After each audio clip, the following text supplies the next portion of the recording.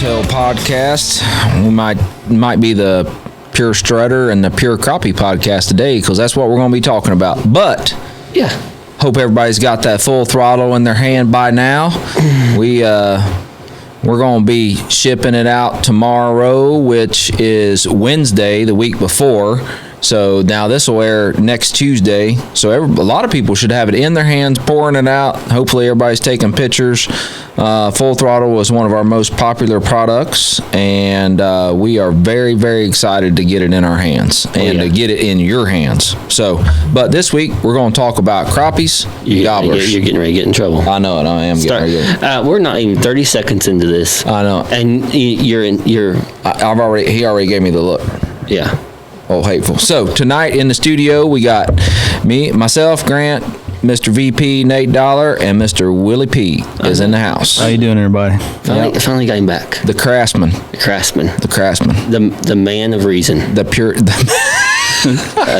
COVID king. The man of reason. I like that. It's the truth. That's the truth. Yep. So Willie's been down and out for a while with his health, so he's back to normal.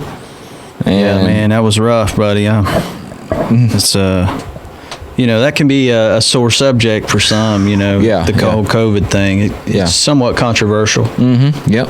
But for everyone listening, I didn't publicly, announce it or whatever. A lot of my close friends and family knew, but I ended up getting COVID not long after President's Day.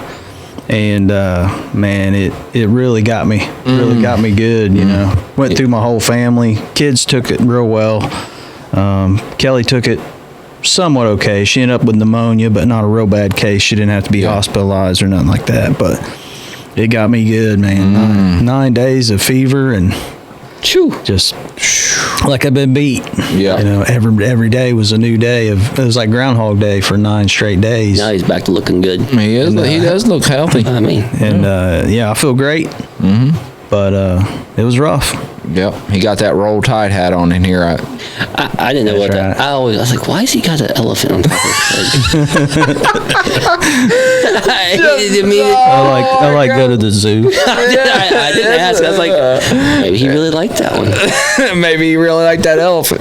Yeah. So everybody, a lot of people don't know, but you don't follow sports at all. At all. I don't know. Yeah. He don't. Yeah. Not one bit. Yeah. So it hasn't been my thing. Yeah. Played it through school, and then after I got out of school, I was pretty much done. Yeah. So the elephant is the Alabama Crimson Tide mascot. Yeah. Why an elephant? Because their linemen have always been known as being big and strong. And somebody made a comment.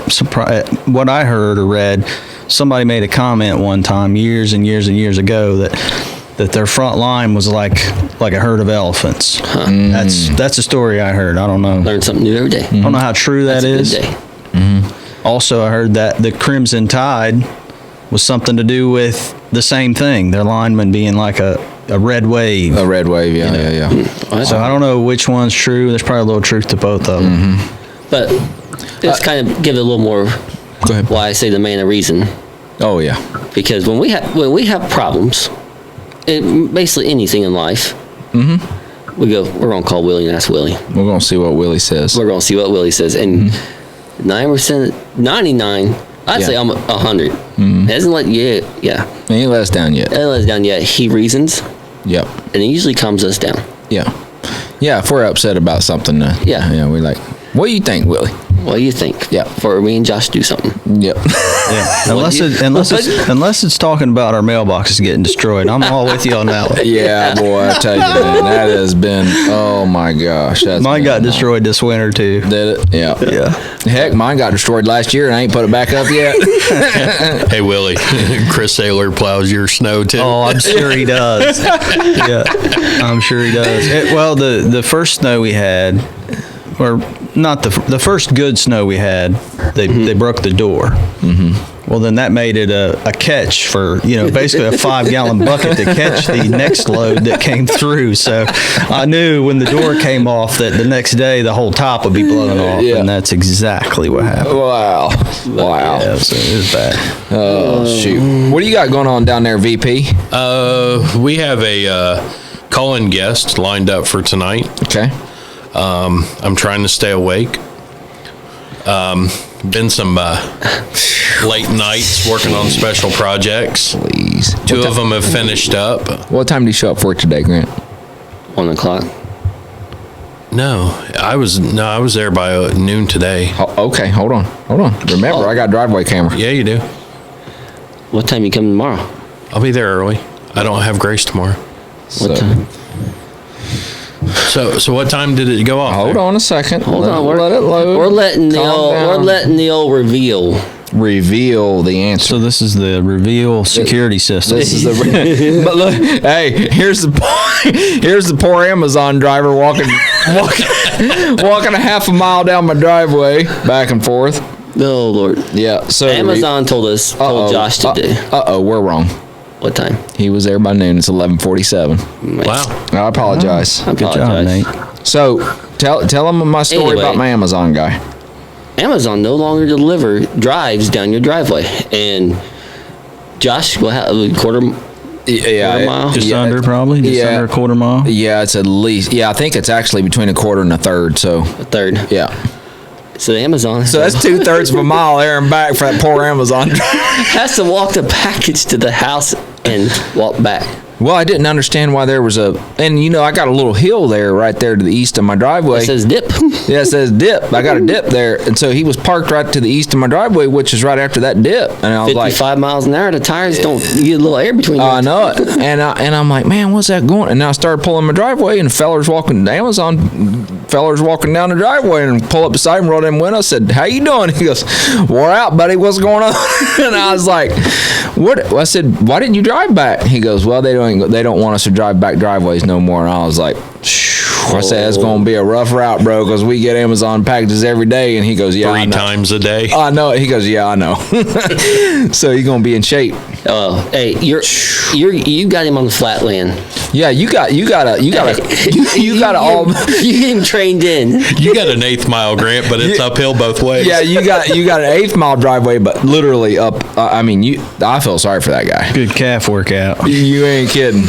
There ain't no way. Sorry, Amazon. Hey, Wow. I can't tell you the last time I took a trash can. I don't think I've ever took a trash can to the driveway. I've always stopped and put it in bed. I can't Yeah. believe Amazon would do anything that would cut into their profits. Because that will. Because that will. That You time. figure every rural place they go, I mean- it's going to cut into that time of delivery. Yep. Old I poor know Rachel ordered a 50-pound bag of dog food, and you got to huff it up the driveway. Yeah. Shoot. Somebody there ain't didn't no think way. that one out. No. Well, just think about this. If where he was parked at, if nobody's paying attention, they go down that dip, run right in the back of that van. Yeah. Yeah. So now Now they got a whole new problem. yeah. Profit margin. Yeah. You ain't Somebody's kidding. going to sue them. Oh, somebody's going to Parking on the You road. think Yeah, you somebody got stuck? Or you know what Heather said? They probably run over somebody's dog. That Yep, and got sued. or got Maybe. stuck in the drive or got stuck. Yep. I pulled the FedEx driveway out with Ford the other day. The Did you? FedEx driver on Sydney's Yeah. parents was out there. He was on there hooking a chain to it. I said, what's going on? He said, FedEx drivers, they was stuck in a ditch. I just pulled up there front, and he hooked to that tow hook in the front, and I just pulled him right out. That was a Ford too, wasn't it? That was a Ford, yeah. Chevy little tow hook that straightened back Chevy, out. Yeah, Chevy. Yeah. Yeah. Can you imagine if Nate would have pulled out there with a minivan and said, just hook it on the front of the minivan, boys? That Hemi. Hey, Has he got a Hemi in there? I don't know. What he got a Ford. Chevy. He's got a Chevy. He got a minivan. Chevy, yeah. He got, Chevy minivan. It has a LS2 Corvette engine in it. yeah, it's got a 4-cylinder Is in it it. an Astro van like Strawberry used to drive?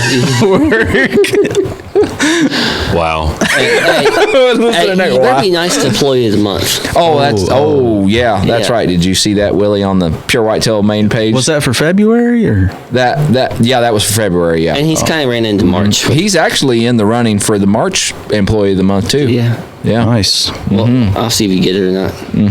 Depends on his attitude. Especially tomorrow. I'm So already who's running against him?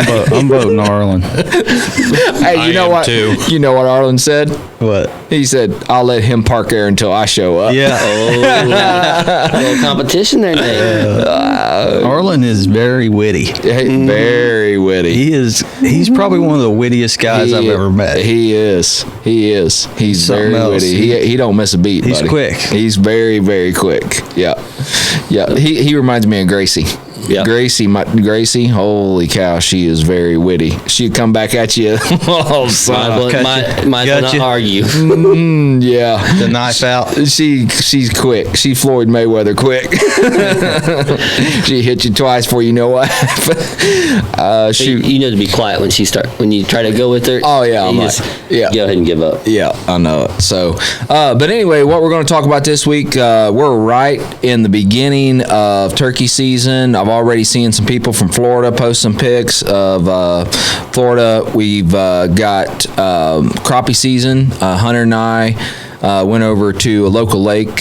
We'll just call it Lake X a few days ago, and we caught about 120 crappies before 10:30 in the morning. But a lot of small. We waded through a lot of small ones. They were all sitting in about 10 foot of water, 8 to 10 foot of water. We only caught 34 keepers out of the about 120 we caught. So, I mean, it was... You get some small ones out of the way, and I'll come in and show you how to catch the big boys. I hear you. That's all I know. Put that seed back. Yeah, that's right. So we threw a lot of small ones back, but we come home with 34 keepers, so that's pretty good for early March, mid-March. All I'm going to say, anytime that I go... Listen to this. The boat comes home with a limit. And every time you go... Ask him who... The boat never gets a limit. Is this facts, John? This is facts. 100% facts. You can... Hey... Listen. I'll show. Okay, Is Is there an explanation for this? Ask him who taught him how to crappie fish. Then I took it to the next level.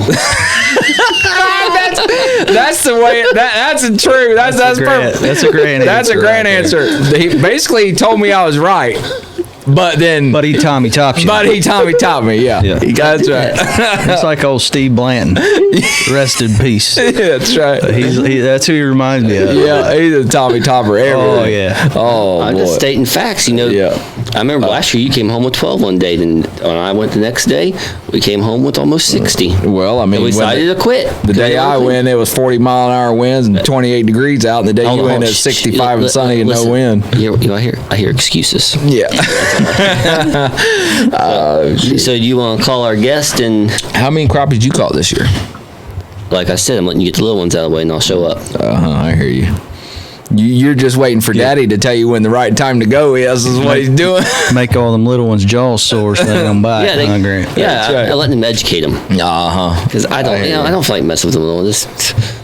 I hear you. So supposedly the day before, Hunter and Logan and a couple of their friends went out, and supposedly Hunter and Logan swear Logan lost a lake record at the boat. If Logan's listening, Logan, it don't count unless it's in the boat. Don't count unless it's in the boat. I had the state record 3 years in a row, but didn't get in the boat. That's right. Yeah. Oh boy. Yeah. So now you got me. Yeah. What? Got you what? You got me at one up in you. If you ever get to go crappie fishing with me and Josh. That would be fun. That's fun. It would be, you better be ready for a lot of smack. Oh, boy. Because the smack starts as soon as the boat's in the water. As soon as it touches, I have to say, though, the couple times I've been with Josh, there wasn't no smack. It was just all fun and... just laid back. Oh, but when he goes, it's a whole nother deal. Hey. And we ain't even fishing. We're just trash talking. Yeah. The smack starts when Grant shows up. When Grant casts and smacks you in the head with his jig. That's when the smack shows up. Nate went last year. You know what, Hunter? I can't remember if it was Hunter or Logan.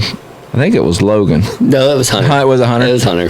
You know what Hunter said? He goes, man, Dad, he goes, somebody actually might outfish you. I was like, what are you talking about? He said, Nate's going. And I said, well, what do you mean? He goes, I bet he's a dang good crappie fisherman. And I said, why? He said, because you met how that hand shakes. He said, that jig. That jig. He's got that little jig in action. Why you gotta pick on my medical condition? Make a good welder, too. Hey, we would make a good one. Yeah. Oh, wow. That little shimmy. Yeah, that's right. Rolling nickels. Yeah. But speaking of crappie fishing, me and my dad, the guy who taught me how to crappie fish, we're going to Grenada Lake, which is considered to be the #1 crappie lake in the world. We're going to Grenada Lake, Mississippi in about a week and a half. That's a bucket list trip. Yeah. Now, Woody's been down there before, right? Yeah, Is this your first trip? This is my first trip crappie fishing Mississippi. He goes 2 or 3 times a year. He usually fishes Sardis with a very well-known crappie guide named Warren Cotton.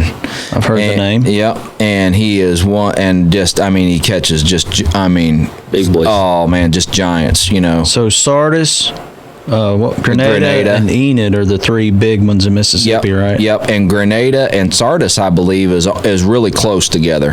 But them are like the 3. They're always in the when they talk about the top crappie lakes in the world, you know, crappie lakes in the country. They always mention them 3, and Grenada is always number 1. I know the Crappie Masters was just down there last week. The top 7 fish averaged over 3 pounds. I mean, the Crappie Masters, they weigh in 7 fish, and the average was over 3 pound crappie. I mean, that's just insane. Didn't you go on a trip to Weiss Lake one time? No, Dad went to Weiss Lake. Okay. In Alabama. Weiss Lake? Yeah, Weiss or Weiss. People call it different. But Dad went down there and caught giants down there, too. He travels everywhere for crappie, but the only really big crappie fishing trip I've been on was Reelfoot. I went to Reelfoot. Yep. I've been Littlefoot. We went to Reelfoot down there, and that was a really good trip. Growing up, we always went to Kentucky Lake. Yeah. Which you don't hear a lot about, but I mean, they got giants down there too. Tore them up. I mean, it was our summer trip. We either we'd switch it up. We'd either go Lake Erie or Kentucky Lake. Yep. Stay at Big Bear Resort, and that was our family vacation every year. And man, we would wear them out. Yep. There's some good fishing there. My stepmom's got 2 on the wall, 2 crappies on the wall from Kentucky Lake. She caught some giants out, like a 117, 118 or something like that. I mean, big crappies. Yeah. So, yeah. But I honestly don't think I've ever been to Kentucky Lake. It's nice. Yeah. I've never fished that. I don't think I've ever fished Kentucky Lake. But I used to go to, my family vacations with my dad used to be at Cave Run. We go down there and muskie fish down there. Yep. But yeah, Kentucky, man, it just seems like them lakes and down south are just so much like when you get, you know, Kentucky, Tennessee, Alabama, Mississippi, Georgia. They're so much bigger than what we're used to. And the growing season down there. Longer. You know, you just got better weather for longer and I didn't have it a few weeks ago. A lot more forage for them. Right. You know, it seems like the forage is more abundant. All right. Yeah. A lot of people from here, big cat fishermen from here, will go down to those lakes to catch bait, skipjack and things like that, to bring back here and freeze. Yeah. Huh. I didn't know that. Oh, yeah. Didn't you go on a trip to South Carolina one time catfishing? I remember that. I caught a 48-pound blue. Yeah, I remember that. It was a hog. Was it a fight? You know what? It was a fight, but it wasn't near what I imagined. It was super cold. It was February 20th, and it was in 56 foot of water. Wow. So most of those fish that are down that deep, when you start bringing them up quick, which we were drifting in 20-mile-an-hour wind, so the moment he got hooked with a circle hook and I started fighting him, he's coming up quick. Right. It messes with him, something to do with an air bladder or something like that. But it was more just pulling the weight in. But I've caught 20-pound shovelhead in the river that was way more aggressive than and a much, obviously they got the current. Right. But I've caught smaller flatheads that were way more aggressive and more of a fight. Like I felt like I had much bigger fish. Yeah. But it was 20, 22 pounds. I've never caught nothing that big. I think the biggest, when I get the old John boat ready, we'll have to hit the river. I'll go down there with you. We'll go. Yeah. All right. Heck yeah. I'd love to do that. Yeah, I've never caught anything. I think the biggest fish I've ever, besides deep sea fishing, the biggest freshwater fish I've ever caught is probably like about a 20-pound channel cat. Probably the biggest I've ever caught. Which is huge for a channel. Yeah. I'd tell it for me, probably northern pike, Minnesota. Probably the biggest thing I've ever caught. Yep. So, yeah. Yeah. I mean, as far as lengthwise, the biggest fish I've ever caught. I don't know how much weight. Is 38 inches is the biggest muskie I've ever caught, but I can't break the 40-inch mark for muskie. Now, muskie, it seems like most people don't weigh muskie. No, it's length. Just measure them length and Yep. Yeah, we had a good morning. Speaking of muskie, we had a great morning last year after the bash. Me and Grant and staff member Oscar Alexander and my dad. I remember those pictures. Yeah. I got in the wrong boat. What the heck? You should have rode with Woody. Yeah, that's right. Yeah. I know who I'm riding with this year. Yeah. We're switching teams up. You might want to call Oscar about that. Yeah, I don't think he's gonna like that. But no, we had an unbelievable morning. Landed 4 muskies, and I think I caught the smallest one. I think it was 37. You caught him while you were laying on your back. What? Yeah. Well, hey man, You're still down and out. No. When Josh hooked that muskie, he was on his knees and about flopping around in the boat like a fish, trying to reel it in. I'd say, Josh, stand up. Get this fish in. Let me tell you something. He broke down. I'm like, Was this the year that he broke his ankle, No. or the year that he swelled up? This is last year. This is last year when I swelled up. He was so daggone excited, he didn't know what to do. Hey man, let me tell you something. When that sucker, when you're reeling in, I was throwing a spinnerbait at the time, and when you're reeling that spinnerbait, you can see the spinnerbait coming in, right? Like your bass fishing with a spinnerbait, you're watching the spinnerbait. It's 6 inches. Last 20 feet, you can see the blades. Right, and Especially you do a figure eight at the moment. Yeah, right, and then all of a sudden you see a big giant fish with his mouth open coming after it and just go, dude, I get fired up talking about and I absolutely suck at muskie fishing, but I get fired up talking about it. I've never tried it. Oh, it's unbelievable. It's a lot of casting. It's a lot of casting, but man, when they hit, just hold on. Now, I've heard Minnesota's like a really good place to go. Minnesota, like Land of the Lakes, like up in, Lake of the Woods up in Canada. Lake St. Clair is really, really good. They're a cold water fish. Yeah, they're more of a cold water fish. Yeah, I think Cave Run in Kentucky's, they don't go much further south than that. But Cave Run is obviously a really, really good lake for muskies. They catch a lot of 50 inchers down there. Mm-hmm. Yep. So. Ooh, 50. That's a lot. Yep. Dad caught a 53 at a local lake here, and he got it. He got a replica made of it. He measured it. It was probably the state record. He measured it, did all the stuff. It was him and Hunter together. Hunter was with him. Measured several measurements. The girth measurements and all that, and then let it go. Yeah, it's that's pretty typical for muskie, ain't it? People do you? Yeah, back in the day, I can remember back at Cave Run, we used to keep them and eat them. They're fantastic, but now they're more, thankfully, I haven't sport fish. Yeah, I haven't kept one in 15, 20 years or over 20 years. It's more of a sport fish. It's almost like QDMA and deer hunting. People are letting them go and letting them grow. Let them go and let them grow. And thankfully, most people do that. Some people think that they're eating all the bass or eating all the crappie or bluegill or whatever. But I think everything has a place. And it ain't like. It ain't like the lake that we catch them in there's still crappie every cast just about during the spawn. So it ain't hurting nothing. Right.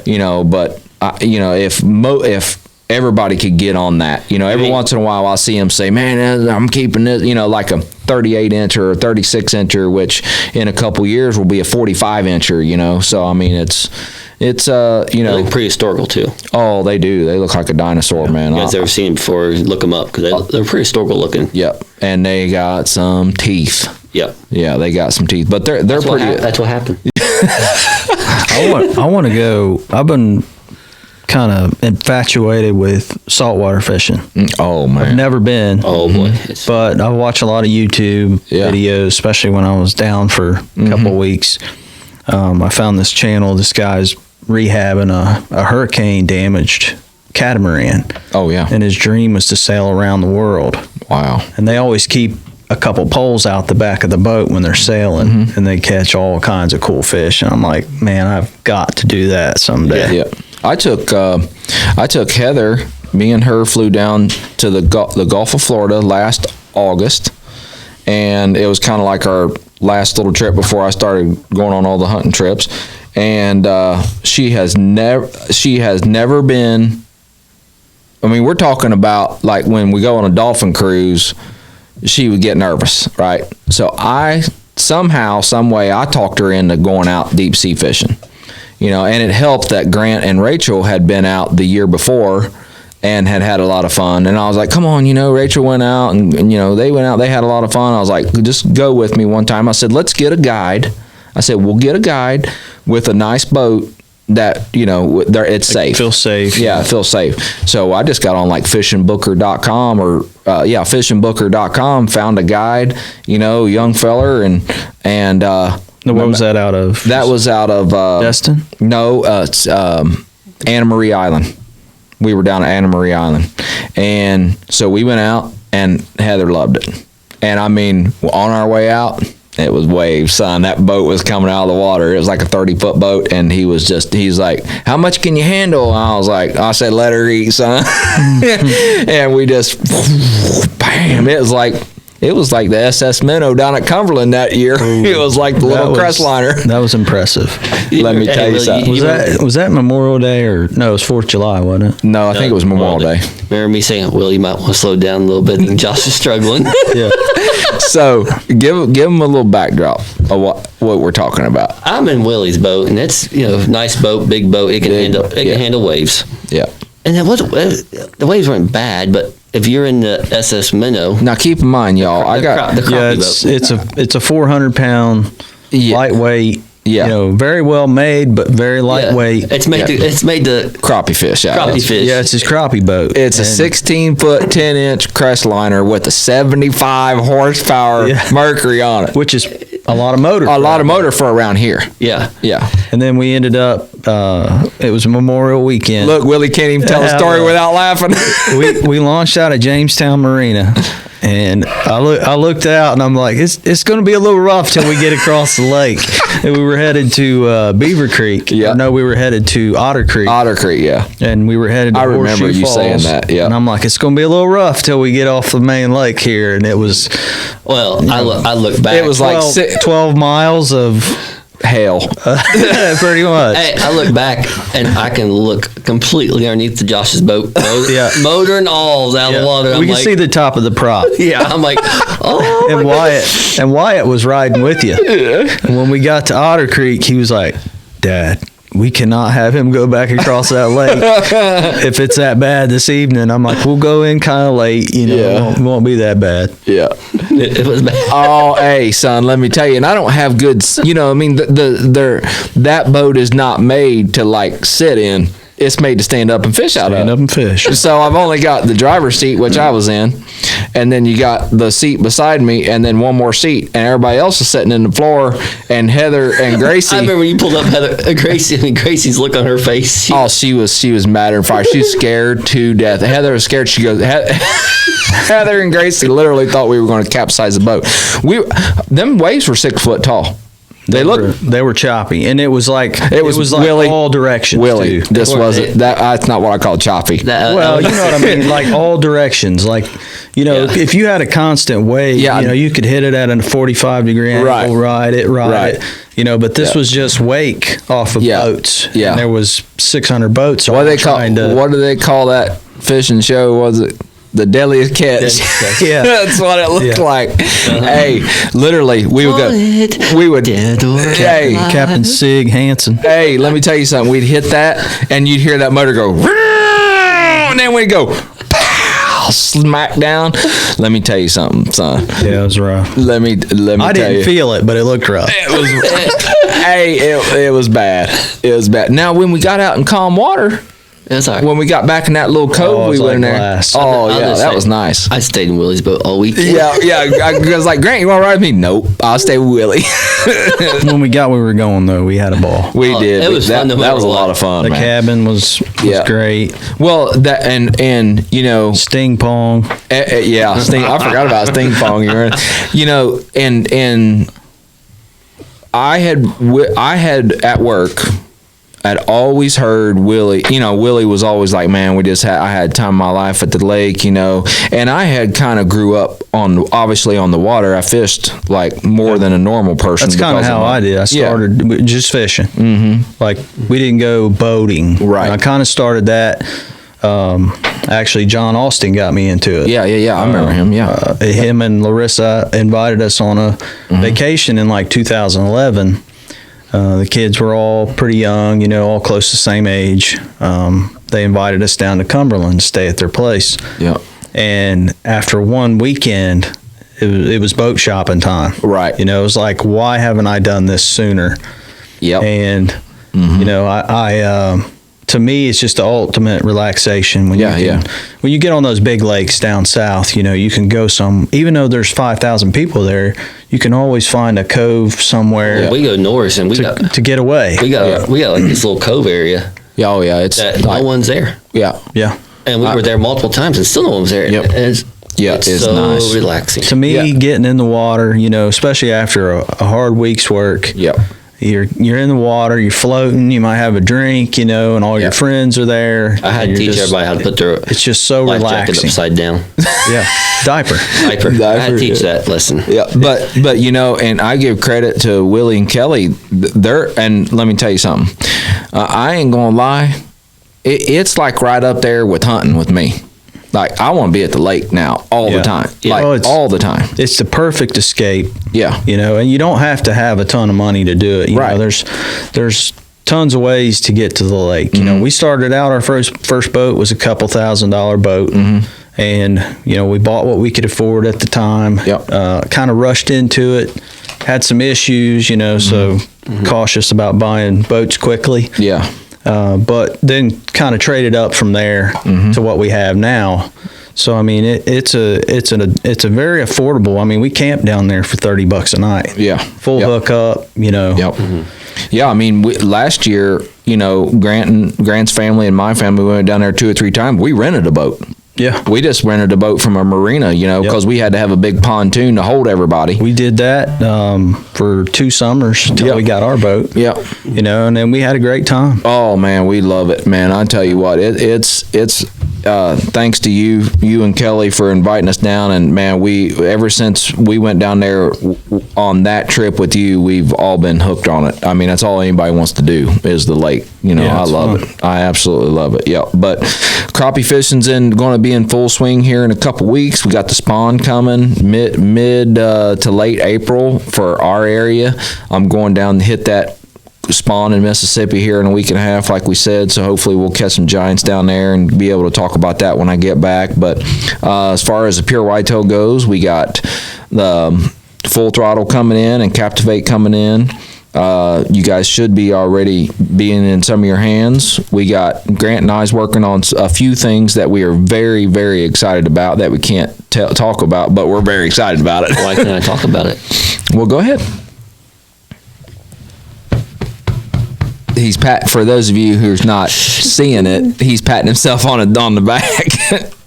So he actually thought of a good, Heather had ordered a certain product for us, and he's going to use that product in a totally different application, which I think is going to be a grand slam for pure whitetail. You having the problem I had. They didn't believe me for 3 episodes. They didn't believe me. What, them short now? Yeah, them earphones are short now. Back and forth, doesn't it? Yeah. That's the IT. That's the head lead producer's I didn't problem. know if it was the after effects from me being sick, or I don't know what was going on. I'm like, hey, they thought I was nuts. I said, felt like a dog over here. Yeah. I'm like twisting my head around. Yeah. So we got crappie going on, and then we're going straight. We're going. We got turkey season coming up too. Where are you turkey hunting? Well, I'm starting in Kansas. Yeah. Yep. Are you trying? What are you doing? Getting to the point where if I'm turkey hunting in Ohio? I know where I'm turkey hunting in Ohio. I know where I'm turkey hunting in Ohio. Hey, I found a honey hole last year. Did you? Yeah, me and both kids killed first morning in. Oh, that's awesome. Boy. Me and Allie killed a double together, which was awesome. It was her first. Well, she hunted the 2 youth days. We got really close. Like, we had we had 9 gobblers at one time strutting, all long beards. Good Lord. And they had as many hens with them, so they were all henned up. It was 11:30 on opening day of youth, and they were just so henned up. We didn't have any. We didn't get close. On youth season, do you have to stop at 12?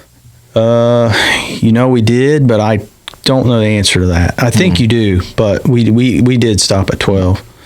So I took off work opening day because we didn't get it done on the youth hunt, but we come real close the first morning.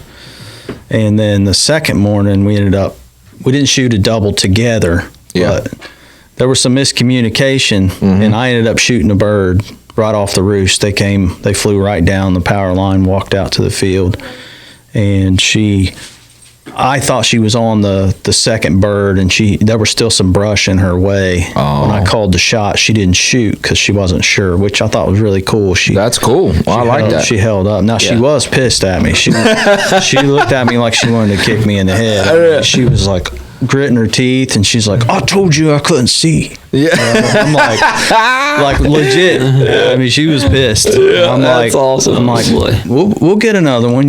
She's like, "Oh, sure we will." Yeah. You done killed your bird. What do you care? Yeah. So I felt bad. We took my bird to the truck, threw my vest in there, or my gun, and I took my vest with me. We went across the road, and she killed one. That's awesome. Yeah. Just came running. Came off a neighboring property. I had a full fan on an arrow. Really? Stuck in the ground. And no body or nothing, just a fan. Just a fan.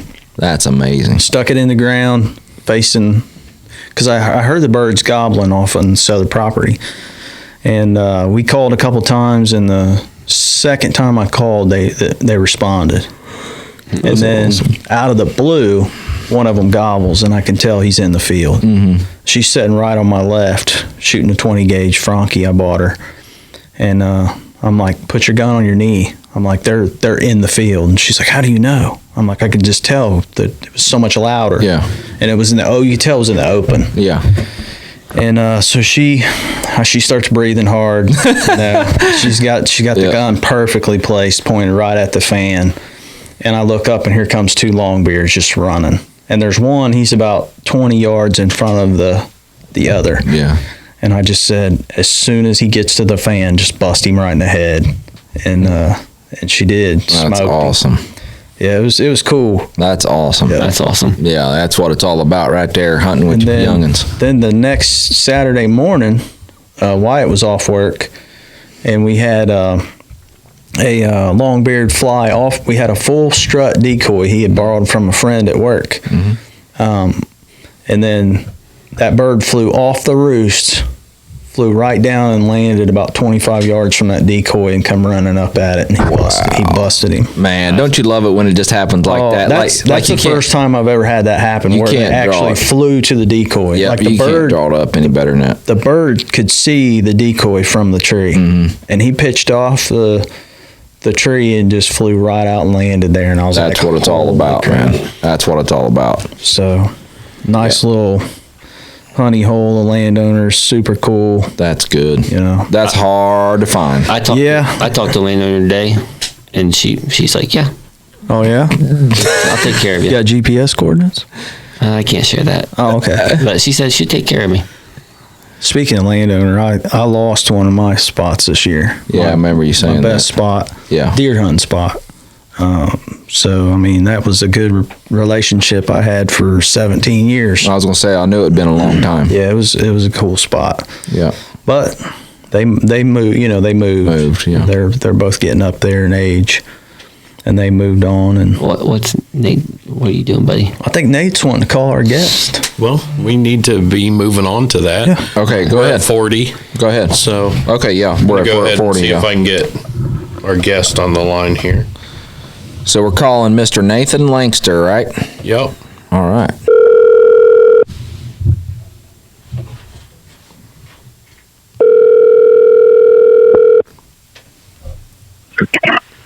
Murphy's Mule Barn. You was waiting for that, weren't you? He's playing that. Man, what's going on? Nothing much, Mr. Lankster. This is Nate with Pure Whitetail Podcast, and you're on with Grant, Josh, and Willie. How you doing, brother? What's up, fellas? Going on, my man? Good. How are you, buddy?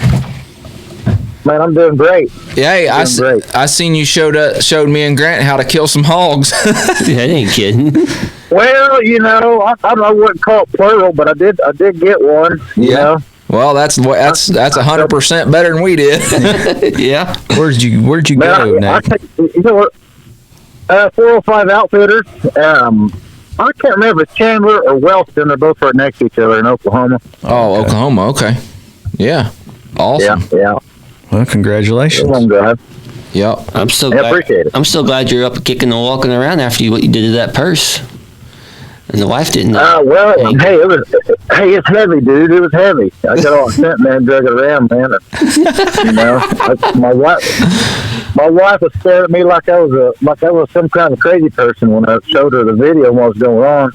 I bet she did. Yeah, that was a great video. The luring venison satchel. Yep. That's pretty good. That's right. Yeah. Did you That's come right. up? Expect to see a new product come out. That's right. Did you come up with that just off your hand, or did you think about that one? I just went out in the yard and just did it. That's awesome. That's awesome. I can be a pretty funny guy. You know. Yeah. Well, you are very creative, and that's one of the reasons why we wanted to have you on. You know, you have excelled, you know, in the photography and all the product stuff you do, and that's one of the reasons we wanted to have you on, man. You've really impressed us, and we just wanted to let you know that. So thank you. Absolutely. I can remember. Hey, the best thing that I've seen him. What was it that? Didn't you do something with an apple? No, corn dust with the corn cob. Yeah, but he did something with an apple. Didn't you do something with an apple too? I did apple shot and I did corn dust. Yeah. Apple shot inside the apple, and you cut it open and never shot it. I remember that. Yep. He cored it out and filled it full of apple shot. Yeah, that was fantastic. The most memorable one was the corn, though. Yes. Yeah, that was. Walked up to the ear of corn and peeled her open, and there was a bottle of corn dust. Yeah, that's awesome. That was awesome. Yeah, for sure, man. It was a hot son of a gun out that day, boys. It was hot. That's right. Yeah. So for those of you who don't know, Nathan Lankster is a staffer for Pure Whitetail. Does an absolutely amazing job. He is one of our top guys for sure, and he epitomizes what it is to be a Pure Whitetail staff member. He lives and breathes it every day, and we really, really appreciate all he does for us. We mean that wholeheartedly, Nathan. So we really, really appreciate everything you do for it. Thank you, buddy. I do have a question for you. Yeah. Whose team you on? Whose team am I on? Yeah. Boy, you know what? Let me tell you something. Here we go. I like About it. the same team, Willie. Hey, you guys do these lives at like 1 o'clock in the day, and I'm out here on the grindstone trying to get some work done. I can't catch these lives, so you catch me coming on like the last 2 or 3 minutes. I'm just trying to throw some words in there, just try to see whose team I need to be on. And you know what? Nobody's even come back with me to anything. Hey, so I'm still up. Hey, what You're time? You're still up for grabs, huh? What time do you want us to do? What time do you like the lives at, Nathan? Oh boy, That's Josh campaigning, by the way. Hey, 4 o'clock, man. 4 o'clock my time. That's 5 o'clock your time. Or after. 5 o'clock or after. Yeah. All right. But, we just might have to make that happen. I'm just one person. You say 5 Just one o'clock. person. That's not everybody. You say 5 o'clock our time, but they've already knocked off work for about 6 hours. So Let me tell you what. Let me tell you what. Nate's just getting to work at about that time, and then leaves about an hour later. I do have a great job. Yeah. Finally admits it. Yeah, he finally Hey, admitted it. I think about that. I think about that hog hunt. You know what would have made that a little bit better? What's that? Man, if I'd had one of them broadheads, you all keep flashing around. Well, Grant's the one holding on to the last ones. If you had answered Team Grant, you might have got something out of me today. See? Hey, I know somebody's I've got said Team Grant 100 times on there. Yeah. I'm just saying. Hey, Put you on the spot. Somehow my bag just had, 6 of them in my bag. Did 6 of them? I thought it was just one. Yeah, Well, Josh don't know everything. Yeah, I guess not. That's how I keep my ammo. Tell you what. Yeah, that's Hey, how. you're supposed to be fighting. You're supposed to be fighting to get me on your team, though. Isn't that how it's supposed to work? Yeah, I know it. He's just telling you what he's got that he ain't going to give you. Oh well, if he said 10 grand instead of borrow the head, I've been like, well, guess what? I'm gonna take care of you today. Yeah. Yeah. Yeah. Oh shoot, man. Man. So how many years you been on Pure Whitetail with us? This is going my 3rd year. I was looking at that the other day. I think I joined at the very end of, let's see, what was it? It was 17 or 18? Maybe it was the end of 18. End of 18. So, Yep. well, yeah, I think that's what it was. Yeah. And you're gonna be at the bash this year, right? Oh, yeah. Oh yeah. That's right. Yeah, that's always a good time. You know, getting to hang out with everybody that you kind of, you know, a lot of people. You know, I guess the way that I look at it, you know, when people says we're a family, you know, they're like, oh, everybody says that. But it seems as though, and I think this is true for a lot of us, and even us sometimes, we converse and talk to staff members of Pure Whitetail more than we do our own family. Yeah. Yep. I think that. Oh, I believe that. I mean, you guys got tons of people reaching out. I mean, it's hard to keep up with. Heck, it's hard to keep up with family, let alone 6,000 more. Right, exactly, yeah, and that's and that's what we consider it too. Yeah, we're, you know, at this point right now, the Pure Whitetail staff is bigger than it ever has been and stronger than it ever has been. You know, it's just fun, man. You know, it's just fun. You know, and people like you make it fun. You know, and I'm campaigning, by the way. No, well, you know, I try seriously. to have fun. Yeah, Does right. that make Nate stepbrother? I try to make it fun. And what'd you say? I said, does that make Nate the stepbrother? He's definitely now. Nate Dollar's definitely the stepbrother. Yeah. Stepbrother, stepcousin. He's giving me the look, Nathan. Yeah. But yeah, man, we like how we like how you're a very positive person. You know, it's you know, you never bring any drama to the table. You're always positive. You know, you're always upbeat, and you know, we really appreciate it, and we notice it too. You know. Oh yeah. What's your favorite product? My favorite product. Ooh, are we breaking it down with food products and or just favorite product overall? If you could only order one thing from Pure Whitetail, what is it? Did you kill some big deer? Yeah, because you do kill big deer. Let's see. My favorite thing would probably be the buck power dust.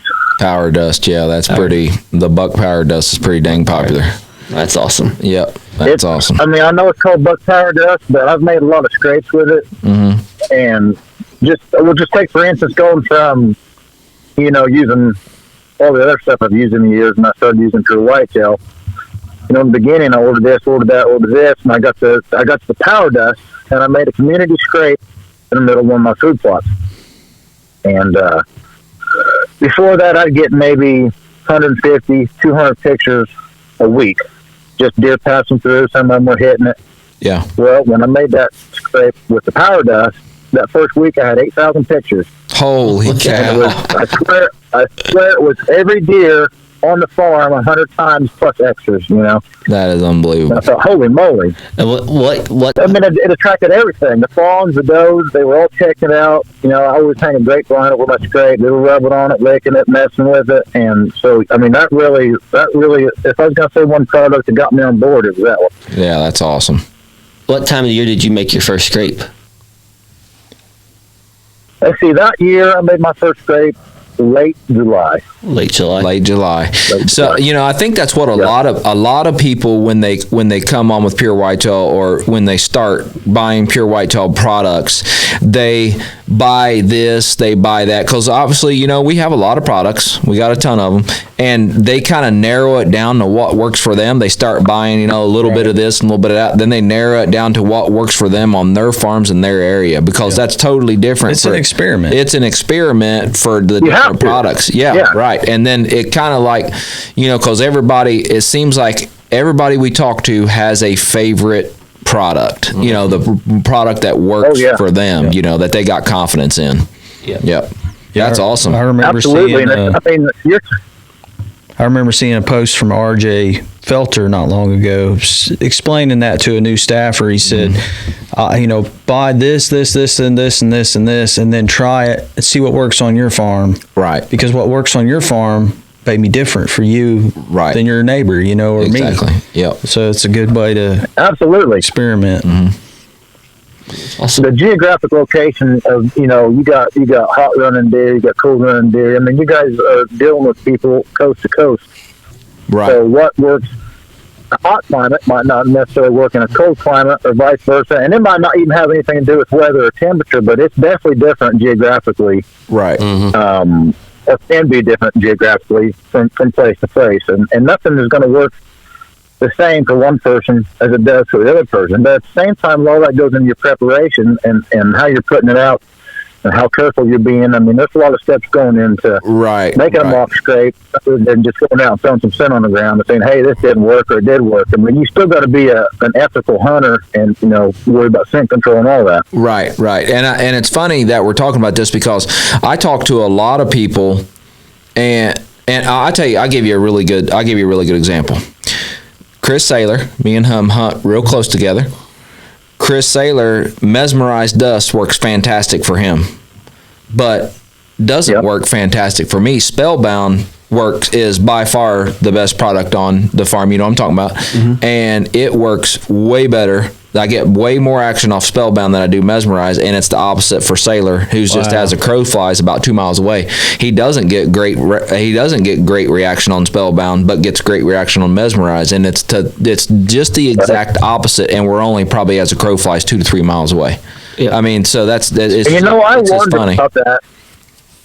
I wonder about that because you're using product year after year after year after year, right? And I always thought, well, on a young deer, if you put out some product and a young deer happened to cross it, and for 2 or 3 years in a row, and you're doing everything right, and maybe he's going to be more enticed by this product because he is used to it, whereas you just introduce a new product right to the same deer that's now 3 years old, and he's thinking, no, wait a minute. Right. So I think it has to do with the deer's age and maybe how often they're exposed to it, too. I mean, I sit and think about a lot of things, what gets them going, what turns them off, and all that. So I wonder if maybe a young deer or a deer that's used to the same extent, maybe that one time he comes in and bang, he's triggered by that product. Right, they're comfortable with it. Yeah, they get comfortable.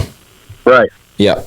Well, you got a lot of guys that go out and just throw, you can't go out and throw 30, 40 different types of scent and just bang, bang, bang, bang, bang. I mean, you're going to blow that property out. You can't do that. So I think staying persistent with a couple different deer scents, even so far as to say, like you got, the does on a farm, whether you got Peaches or Daisy or whoever, and if you're just using the premium doe pea, stick with a couple of the same pea on the farm every year to make that scrape. Right. And if you got the same deer, I mean, they're going to be more familiar with it and it's not going to feel like an outsider. Where, sometimes you do want an outsider. If it's rut, I mean, that can go in your advantage. But as far as establishing a scrape, or keeping deer comfortable, I think it's a good idea to maybe use 2 or 3 of the same product, habitually.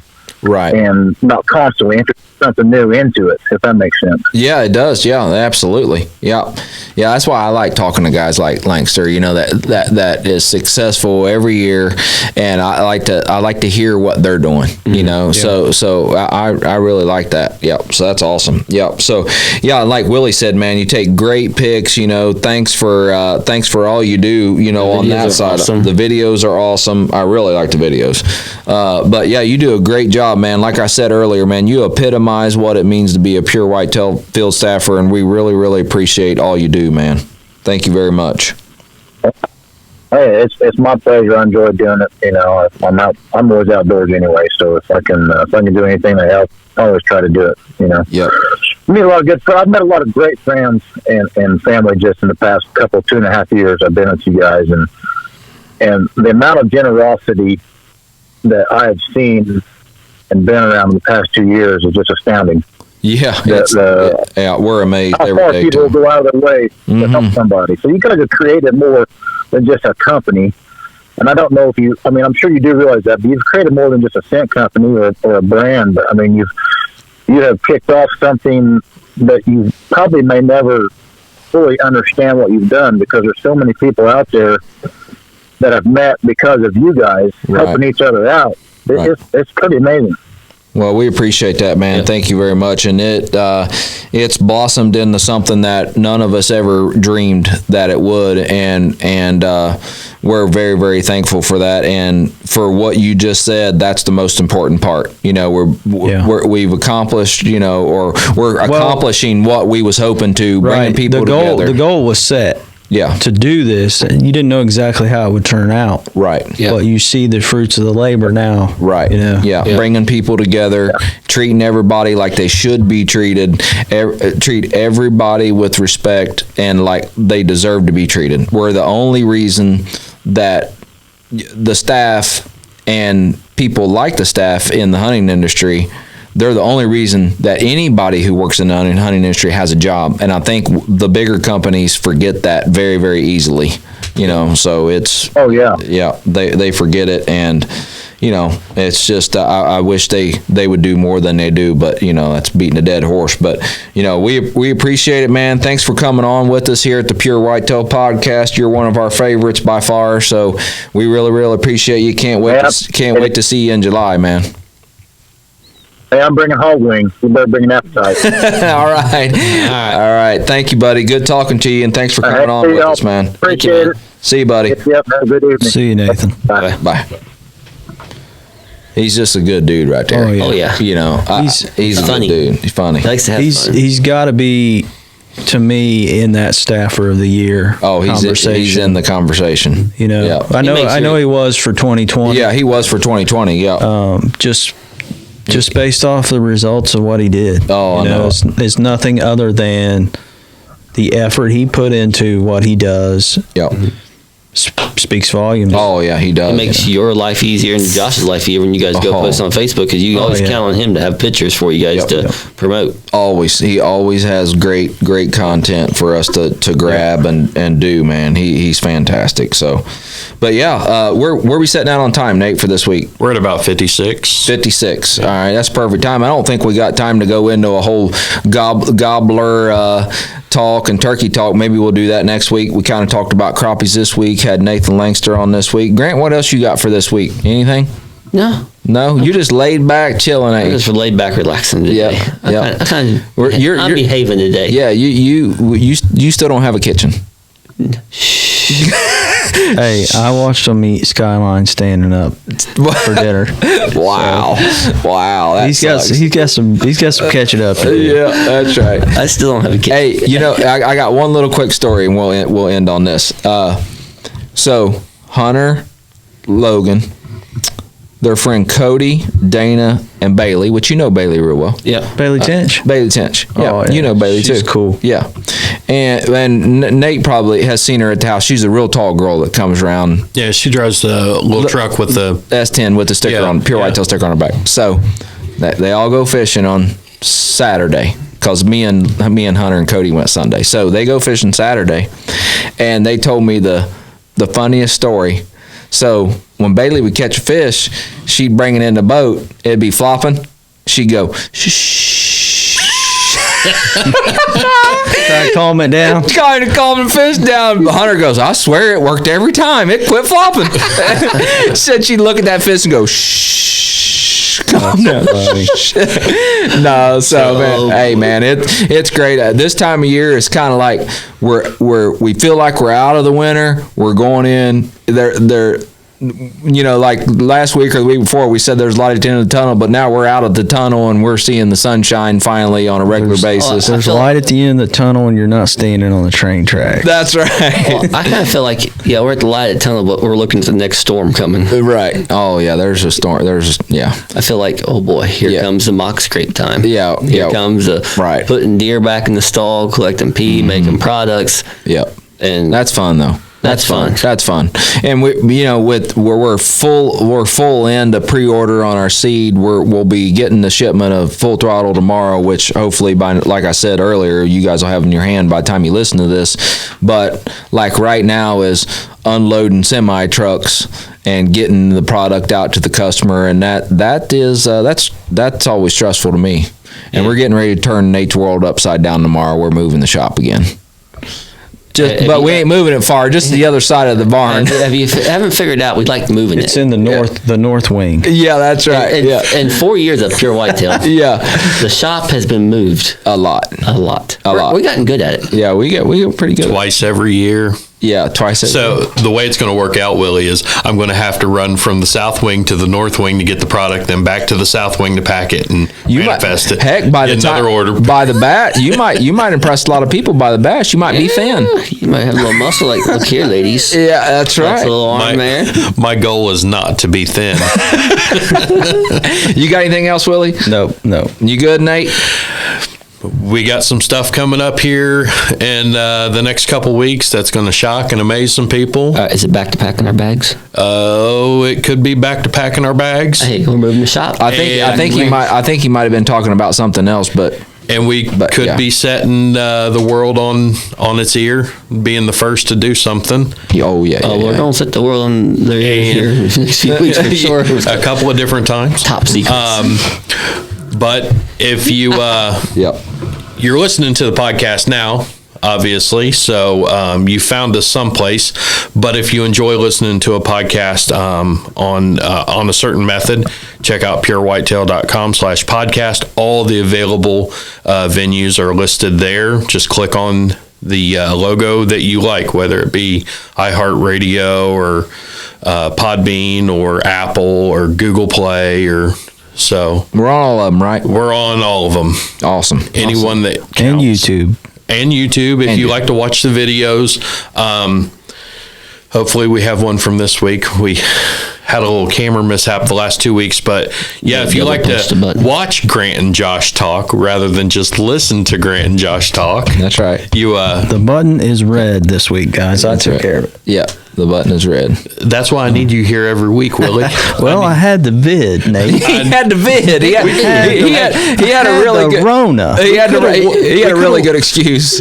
We could have wore masks. Oh, dude. It stops it, right? He called off sick. You guys would have had to drag me in here. I'm telling you, and prop me up like an old Indian at the beside the jukebox. No, the Indian that Hank Jr. sings about at the antique store. Oh, Kalijah. Yes. Kalijah. Yes. I'd have been sitting here like Kalijah. Yeah. Oh, dude, I felt like I was dead. Yeah, old wooden Indian. That's right. It's rough, boys. Yeah. Oh boy. So well, that's all I got for this week. Grant, you sign us off this week. All right, guys. Thank you for listening to us. If you want to be part of Pure Whitetail and the family, just message us on Facebook on the main page. We'll get you added and join the family and have a lot of fun with us. Love you. Be safe, and we'll talk to you guys later. Bye.